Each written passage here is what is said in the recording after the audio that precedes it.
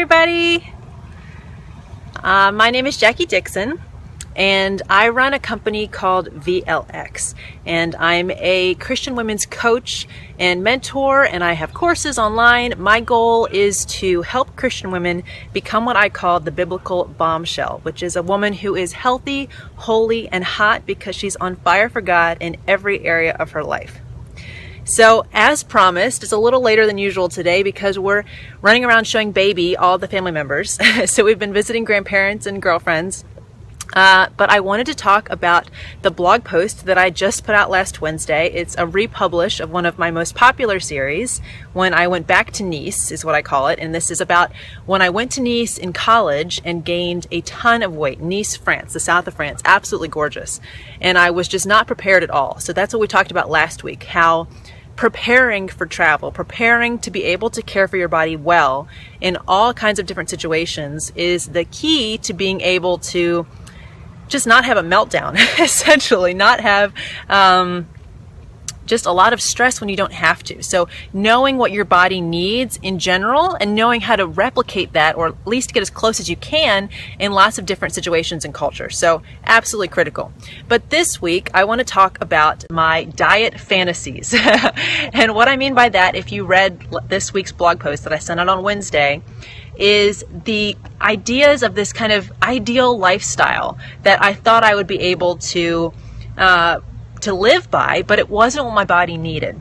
So I hadn't been to France. I was in Paris when I was 3 and had completely, of course, not been absolutely not at all cognizant of what was going on at that point. So this was the first time I had really been to France as a young woman. And I had become infatuated with the French culture. I thought these people were so chic and the language was beautiful. I don't speak Spanish, sorry. I only speak French and not even that much. But I was so excited and I was totally out of my element.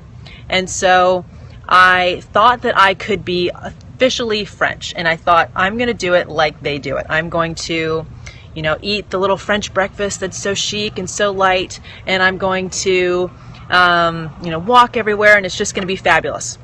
But what I didn't realize is that that's just not how my body operates. It wasn't what I needed, and it wasn't going to be enough to sustain me. So if you read the blog post, you saw that I tried to do this. I really tried hard. I was so excited. And so the family that I was with, they were a lot shorter than I was, and I think they eat a lot less food, but they served me these little pieces of French bread with a little bit of butter and honey and a little bit of, I didn't drink coffee at the time, which was probably would have helped me, but I just had a little bit of tea. And then I would walk to the hospital where I was shadowing neurologists, and it was probably about a mile uphill both ways with a backpack. And I was ravenous. I was ravenous by the time I got there because I had grown up eating protein breakfasts. I mean, I'm all American. I had eggs and sausage and toast and, the whole 9 yards. And so I was trying to be so chic, but I didn't realize that if a diet doesn't work for your body, it's a fantasy and it's not going to work. You have to figure out how to turn your fantasies into what will actually help you instead of hurting you. So I had this concept of what I wanted to do, and it wasn't going to work for me. And so what I should have done is figured out what worked and then turned that into my fantasy. Turned that into, my fantasy is I get up in the morning and I make an egg omelet and I eat it, outside in the sunshine or whatever, and formed my fantasy around what works instead of trying to force myself into a fantasy that wasn't going to work. Now, if you read the blog post, you know that I tried to do this. It totally failed. And yet I did it again in the future in different ways. Because when I gained all that weight in Nice, I thought, I've got to get this off. And I didn't want to go back to the very rigorous, dogmatic, restrictive diet that no McNuggets. Yeah, exactly. No McDonald's. I didn't want to go back to just the kind of celery and egg whites and chicken breast diet I had lived on where it was very, very restrictive. I wanted something different, but I had no idea what it was going to be. I had no idea how to do it. So I read all these different diet books. When I got back, I was 50 pounds heavier than I had been, when I was really modeling and kind of at my healthiest weight. And I tried everything. And what I did essentially is I fell for different diet fantasies. It was like I had gotten out of this French one, but I'd fallen into another one. So you guys may have heard of, the all fruit breakfasts and I tried that for a while. That was a total fail. And then I just tried having, I think I was half a grapefruit and a piece of wasa bread, like the really kind of crisp Scandinavian bread for breakfast. That was a total fail. I tried an Atkins kind of all protein breakfast. That was a fail because I had no energy for the rest of the day. And so I tried all these different things and none of them worked for my body. So what I should have realized is that it's not about figuring out what works for someone else. And I talk about this a lot in the Body Stewardship course. You have to basically understand the fundamentals of how the human body flourishes, but then you've just got to understand, okay, well, what does my body flourish with? Because I know people who can have just a little bit of yogurt in the morning and they're fine. That doesn't work for me. And now it is interesting that what works for my body has evolved over the years. So you often have to check back in and try to figure out, okay, well, maybe that worked back then and it doesn't anymore. So I've got to figure out what works now. So I used to really need, especially when I was trying to lose weight, I really needed a very high protein and high fat breakfast. And now I'm okay with just a little bit of Ezekiel granola, which is a sprouted cereal, a sprouted, very healthy grain cereal, and maybe an egg. So it's in a way a lot lighter than what I used to do, but it's largely because I've finally gotten my hunger hormones under control, and so I'm able to just go a little lighter. But when I really needed to shift my body out of this absolutely ravenous hunger, which you may have seen in the blog post, I was just, I mean, there was no amount of food that could satisfy me when I had reached that point of hunger. And maybe you guys, oh, there's church bells. It's pretty.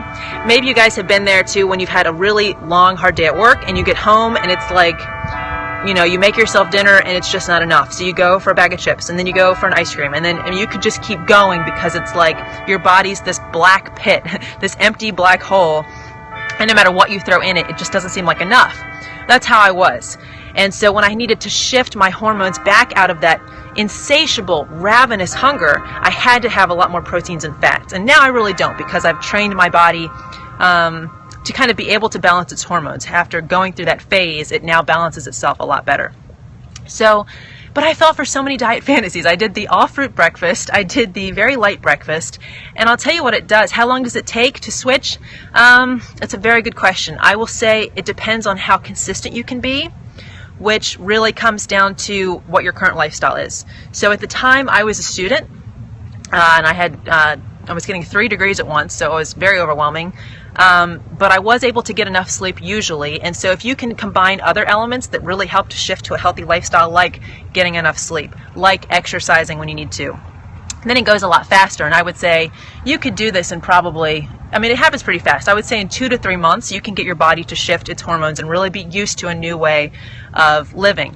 However, I would say from where I used to have to eat very high protein breakfast to now being able to just have a bowl of granola, it took years, and I wouldn't even say that that's a good thing, that that's what you're aiming for. It's just that my body shifted. It largely shifted when I was pregnant, and I think that's just because my hormones changed. And so that was when I kind of were able to eat these lighter breakfasts. But, you know, it's not like that's the goal. So if your body just wants protein or doesn't every morning, then work with that. It's really about knowing what does your body need, and checking back in regularly and seeing, well, how has that changed? What do I need now? How does my lifestyle look different? Am I not getting enough sleep now? Do I have a baby like I do now? And so my energy levels are different. So you have to kind of check in regularly and see what's changed. But I think the big key here is to not fall for these diet fantasies, whether it's, you know, based on a culture, or it's based on a book you see at the bookstore, or it's based on, you know, somebody's website where this is the way that they lost all their weight, or it's something that you saw on television. The people have different ways that work for them, and they will often try to say this is the only way it can work. And I really think you've got to figure out what works for you, and the only way you can know is to try it. So I went through all these different diets and tried them all, and I finally found what worked for me. But if you know in the beginning that that's what you're looking for, that it's not just trying to make yourself fit into somebody else's mold, but trying to find what's going to work for you, then I think that the process can go a lot faster. And you can get to a place of health, get to a place of hormonal balance a lot more quickly. So I hope that that's helpful. If you guys have any questions about health and wellness and how you can 3 degrees, and this is all knowledge about dieting. I guess you have shifted from food to knowledge. There's a point where you have to not think about what other people say you should eat, and kind of get to know your own body. So Good luck. I know it's tough, but my best advice to you is to not fall for an image of a lifestyle, because I know, and especially if you follow models or celebrities and actresses and they're talking about how they eat, it can be just kind of misleading, and you might think, well, that's what works for them, so that must be what works, period, and I'm going to try to make myself do that. It might not work for you, and that's huge. If it doesn't work for you, then why make yourself miserable? And that's the other key here, is that you need to figure out a lifestyle that's going to be sustainable for you. So in the blog post, I talk about 3 keys for a lifestyle shift that will last. And they are that it's affordable, that it is enjoyable, and that it's sustainable in the sense that if you know you're going to be going to bed late because you're getting home from work late every night, then trying to get yourself to get up at 4 o'clock in the morning to go to the gym every day is not sustainable. So you want to pick something that's going to fit into your current lifestyle. And that's, again, where it can shift as your lifestyle changes. Now, enjoyable, what I mean by that is if you hate running, or you don't like swimming, or you think yoga is boring, then those are the things you don't want to do. You want to find something that is going to be pleasurable for you to do, to bring you health. And so pick foods you like. Don't try to force yourself to eat something you don't like. Just pick something else that's healthy that you do enjoy. Pick a form of exercise that you do enjoy. Don't try to make yourself do things you hate. And then again, that first one being affordable. A lot of diets out there these days, because they use different powders, or they use, green juices all the time, or all those kinds of different things, they can really get out of hand as far as expense. So the more simple you can keep your health foods and your health practices, and trying things out for free. Yeah, running, I only had dinners. Well, I tell you what, breakfasts are really important, and I know you may have heard that, and it's frustrating, but if you will try to switch to eating breakfast, if you run in the morning, this is what I often do to lose weight, is I'll do cardio in the morning on an empty stomach, and then I'll have a breakfast that's full of protein and fat with a little bit of very healthy carbs, like a sprouted cereal or sprouted bread, and then I'll eat actually lighter at dinner, so maybe try switching that meal. So if you can do something that's sustainable, enjoyable, and affordable by trying things out before you commit to them. So don't buy, a year-long gym pass if you've never gone to the gym and you might hate it. Just try going on someone else's guest pass or something and see if this is something you even enjoy before you really commit yourself and your finances to it. So figure out what works for you. Try to pick a lifestyle that's sustainable. I don't want you on that awful diet roller coaster that I was on so often, where I tried to make something that worked for someone else work for me, and it didn't, and then I was depressed and despondent, and then I found something else and tried that one. Instead, just study your body. When do you have energy? When are you hungry? What foods do you enjoy? What activities do you enjoy? Make it work for you, and it will be able to last. So I hope that's been helpful. If you guys have any more questions about this, please follow me on my blog. It's vlx.tv, and I talk a lot about this. I do a lot of videos and talk about this concept of body stewardship, of really using our bodies for God's purposes and taking care of them so that we can enjoy them and go through life with just a lot less stress and be ready for whatever He's calling us to. So I hope this is helpful. Find me there if you want to follow me, and I'll talk to you guys again soon. Have a fabulous Easter. Bye-bye.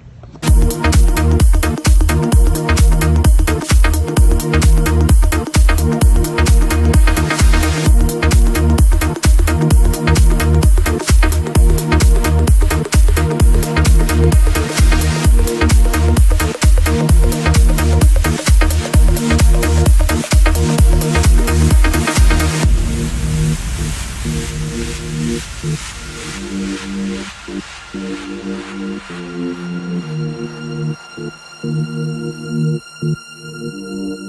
you.